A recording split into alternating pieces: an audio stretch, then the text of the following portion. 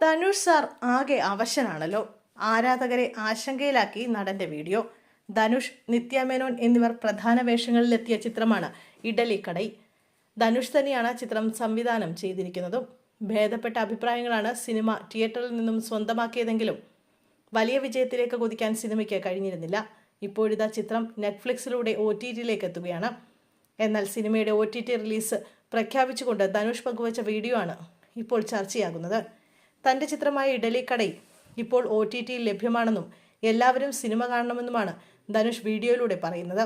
എന്നാൽ വളരെ അവശനായിട്ടാണ് ധനുഷിനെ വീഡിയോയിൽ കാണാനാകുന്നത്. വീഡിയോ പുറത്തു വന്നതിന് പിന്നാലെ നിരവധി പേരാണ് ധനുഷിന് എന്തു പറ്റിയെന്ന് ആരാഞ്ഞ് സോഷ്യൽ മീഡിയ പോസ്റ്റുമായി എത്തുന്നത്. സിനിമ പ്രതീക്ഷിക്കാത്ത ഉയരത്തിലേക്ക് പോകാത്തത് നടനെ ബാധിച്ചിട്ടുണ്ട്. എന്തുപറ്റി ധനുഷ് സാർ, മുഖം വല്ലാതെ ഇരിക്കുന്നല്ലോ എന്ന് തുടങ്ങിയ കമന്റുകളാണ് വീഡിയോയ്ക്ക് താഴെ വരുന്നത്. അതേസമയം സിനിമയ്ക്ക് OTTയിൽ നിന്ന് മികച്ച പ്രതികരണമാണ് ലഭിക്കുന്നത്. 45 കോടിക്കാണ് ചിത്രത്തിന്റെ OTT റൈറ്റ്സ് വിറ്റുപോയിരിക്കുന്നതെന്നും റിപ്പോർട്ടുകൾ സൂചിപ്പിക്കുന്നു. ധനുഷിന്റെ പ്രകടനത്തിനും സിനിമയുടെ മ്യൂസിക്കിനും വലിയ കയ്യടികളാണ് ലഭിക്കുന്നത്.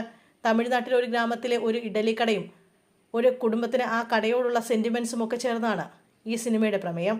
ധനുഷിനെ കൂടാതെ നിത്യമേനോനെയും കൂടാതെ സത്യരാജ്, സമുദ്രകനി, പാർത്ഥിപൻ, അരുൺ വിജയ്, ശാലിനി പാണ്ഡെ, രാജ് കിരൺ, ഗീത കൈലാസം തുടങ്ങിയ വമ്പൻ താരനിര തന്നെ ഇഡലിക്കടയിൽ ഒന്നിക്കുന്നു. സെന്റിമെന്റ്സും പ്രണയവും ആക്ഷനും ഒക്കെ ചേർന്ന എല്ലാത്തരം പ്രേക്ഷകർക്കും ഇഷ്ടപ്പെടുന്ന രീതിയിലാണ് ഇഡലിക്കടൈ ധനുഷ് അണിയിച്ചൊരുക്കിയിരിക്കുന്നത്. വണ്ടർ ബാർ ഫിലിംസിന്റെയും ബാനറിൽ ആകാശ് ഭാസ്കറിനും ധനുഷും ചേർന്നാണ് ഇഡലിക്കടൈ നിർമ്മിച്ചിരിക്കുന്നത്.